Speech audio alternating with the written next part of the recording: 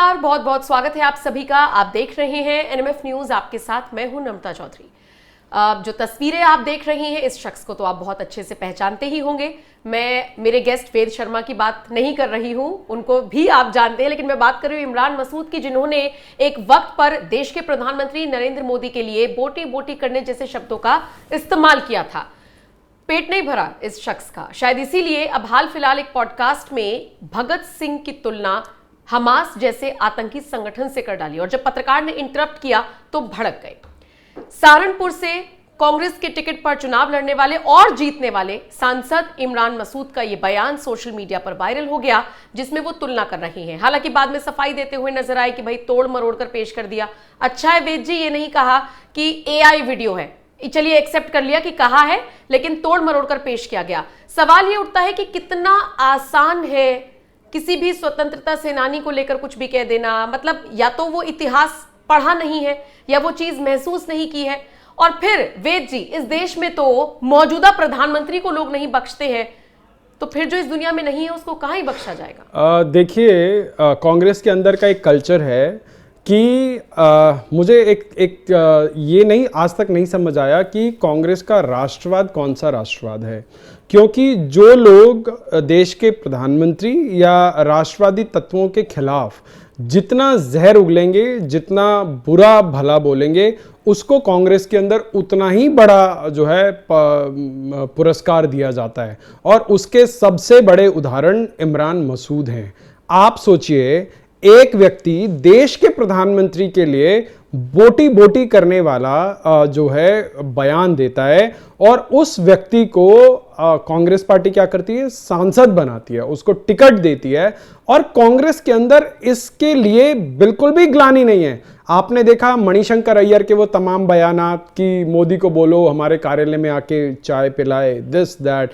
वही मणिशंकर अय्यर जो ये पाकिस्तान में जाकर नीच जैसे शब्दों का इस्तेमाल करते थे और पाकिस्तान की मीडिया को इंटरव्यू देकर ये बोलते थे कि इनको हटाइए, हमको ले आइए, तब जाके जो है पाकिस्तान और भारत के बीच में वार्ता पुनर्स्थापित हो सकती है। तो ये कांग्रेस का एक कल्चर बन गया है कि मोदी को गाली देते देते इन्होंने राष्ट्र के जो ऐसे गौरव, जिन्होंने देश की आजादी के लिए जो अपनी जान दे दी, उसको जो है उसकी तुलना हमास जैसे आतंकवादियों से करने की जो है का दुस्साहस किया है। और उससे भी बड़ी बेशर्मी ये देखिए कि कांग्रेस के किसी प्रवक्ता, किसी बड़े नेता ने ना इसका खंडन किया, ना इस जो है बयान से किनारा किया। नहीं तो अमूमन आपने देखा होगा कि कोई ऐसा ऊटपटांग बयान आए, जैसे आपने पीछे सैम पित्रोदा के बयान देखे होंगे या दिग्विजय सिंह के तमाम वो अनकंफर्टेबल होने वाले बयान देखे, तो तपाक से कांग्रेसी प्रवक्ता टीवी पे आता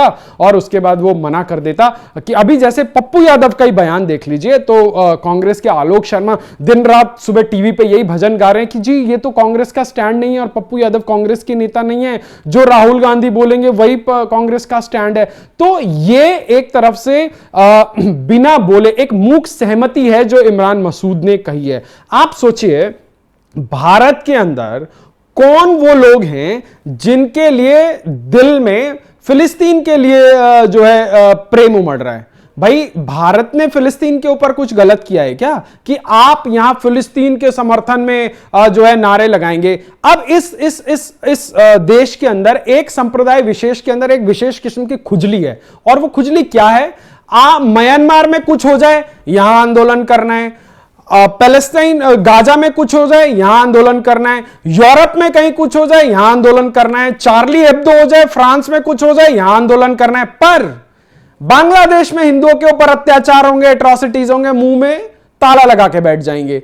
विश्व के किसी कोने में हिंदुओं के ऊपर अटैक होंगे, उसके ऊपर ताला लगा के बैठ जाएंगे। फिर बोलेंगे जी सेक्युलरिज्म सेक्युलरिज्म। अरे, सेक्युलरिज्म का मतलब क्या होता है कि भाई तुम मेरा गला भी कट जाए तो उफ नहीं करूं, और तुम्हें चींटी भी काट ले तो तुम हाय तौबा मचा दो। तो ये एक तरफा सेक्युलरिज्म नहीं होता, ये एक तरफा तो फिर कुछ और ही होता है। और इस देश में वो एक तरफा ही चल रहा है आज तक। ये तो भगवान का भला हो, जो है इस देश का भला हो कि भगवान की कृपा से इस देश में एक ऐसी राष्ट्रवादी सरकार आई जो इस देश के बहुसंख्यक हिंदुओं के बारे में बात करती है। आप सोचिए, इस देश में पहले आपने कहां सुना? आज आप देश के तमाम रेलवे स्टेशनों पर चले जाइए, आप पाएंगे आज छठी मैया के गीत बज रहे हैं भारत के रेलवे स्टेशनों पर। जिस छठ को मनाने के लिए मेरे बिहार के भाई बहन, पूर्वांचली भाई बहन जब दिल्ली से जाते थे तो उनको ट्रेन के ऊपर चढ़कर ऐसी हालात में पशुओं की तरह लद के जाना पड़ता था।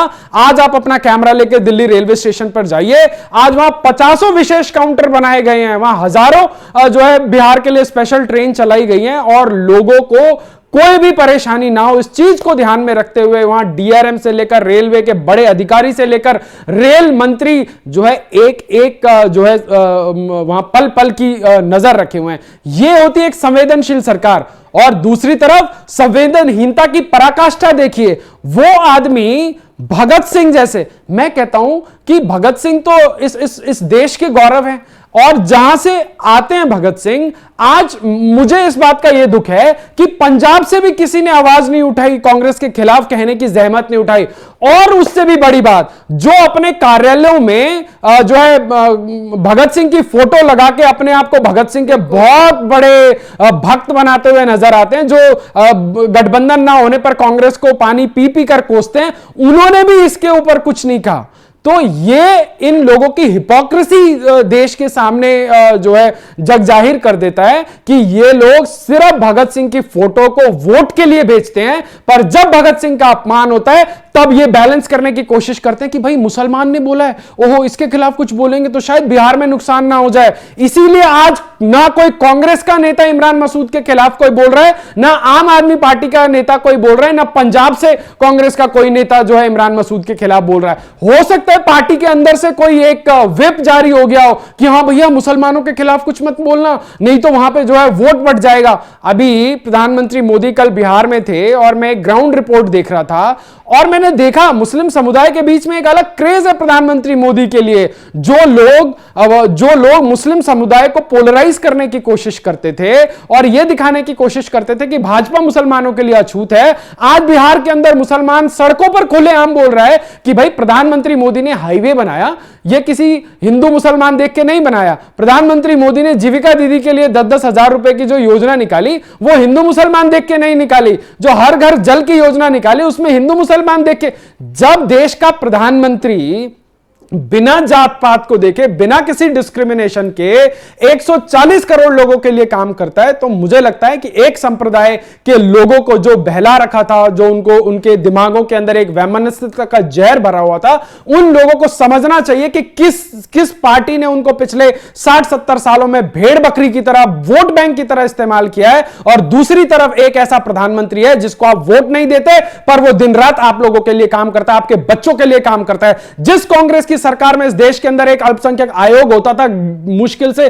300-400 करोड़ का बजट होता था, आज 5000 करोड़ से ज्यादा का बजट है। अल्पसंख्यक मंत्रालय करके एक अलग मंत्रालय है और अल्पसंख्यक समुदाय की बेटियों के लिए विशेष प्रकार की योजना है। तो वो प्रधानमंत्री जो है बड़ा करेजा करके आप लोगों के लिए काम कर रहा है। और आप लोगों के ठेकेदार क्या कर रहे हैं? आप आज समाज में जो एक गहरी खाई बनाने का काम कर रहे हैं। और इसके ऊपर इस समाज के ठेकेदार, इस देश के अंदर बैठे हुए संप्रदाय के ठेकेदार जब कुछ नहीं बोलते तो बड़ा दुख होता है। बिल्कुल। और देखिए, बिल्कुल आपने सही कहा कि 2014 में जिस तरीके का उनका बयान सामने आया था इमरान मसूद का, उसके बाद भी बड़ी जिम्मेदारी दी गई इमरान मसूद को। यहां तक कि अगर आप पश्चिम यूपी में मुस्लिमों का सबसे बड़ा चेहरा कांग्रेस की तरफ से देखेंगे तो इमरान मसूद उनमें से एक है। उन्हें बनाया जा रहा है, वो अपना वोट बैंक और इसी तरीके से इकट्ठा कर रही है, जो कि हो सकता है बहुत जल्द छिटक जाए। क्योंकि बिल्कुल आपने जो बिहार की तस्वीर बताई वो हम देश के कई अलग अलग कोनों से भी देखते हैं। हम देखते हैं कि कैसे मुसलमान समुदाय आगे आता है और उन चीजों की तारीफ करता है जो चीजें उसे सरकार से मिल रही हैं। लेकिन यहां पर यह भी कहना होगा कि सबका विश्वास अभी भी सरकार नहीं जीत पा रही है। और इसमें सरकार का फेलियर नहीं, इसमें उन लोगों का फेलियर है। फ्री का राशन चाहिए। आप जानते हैं वेद जी, ग्राउंड रिपोर्ट का आप जिक्र कर रहे हैं, हमारे खुद के संवाददाता बिहार में मौजूद है, ग्राउंड जीरो से रिपोर्ट भेज रही हैं।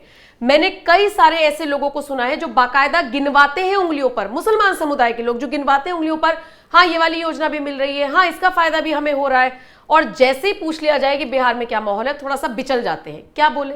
अगर अंदर खाने देते भी होंगे वोट तो क्या बोले, कैसे उसको रिप्रेजेंट करें? तो ये बड़ी एक विडंबना है। अब यहां पर हमेशा यही वाली बात हो जाती है, जैसे अभी इससे पिछले वीडियो में हम पाकिस्तान का जिक्र कर रहे थे समझना जनता को ही होगा, चाहे किसी भी देश की जनता हो, समझना जनता को ही होगा कि क्या उनके लिए सही है और क्या उनके लिए गलत। ये नहीं कि एक जगह पर 532 मकान प्रधानमंत्री आवास योजना के तहत ले लिए और वोट मिला वहां से बीजेपी को 0। बहरहाल शुक्रिया वेद जी मेरे साथ जुड़ने के लिए। हम इमरान मसूद पर चर्चा कर रहे थे। बहुत पहले एक उनका बयान सामने आया था और उसके बाद अब जिस तरीके से उन्होंने शहीद आजम भगत सिंह की तुलना कर दी हमास जैसे आतंकवादी संगठन से, ऊपर से बहस कर रहे हैं पत्रकार से कि वो भी अपनी जमीन के लिए लड़ रहे हैं, तो वो भी अपनी जमीन के लिए लड़े थे। मतलब कैसे इसको डिफेंड किया जाए या कैसे इसको इस पे चर्चा की जाए? आपके हवाले अब ये खबर है, कमेंट सेक्शन में बताइएगा जरूर इमरान मसूद के इस बयान पर और इस चर्चा पर आप क्या राय रखते हैं। नमस्कार।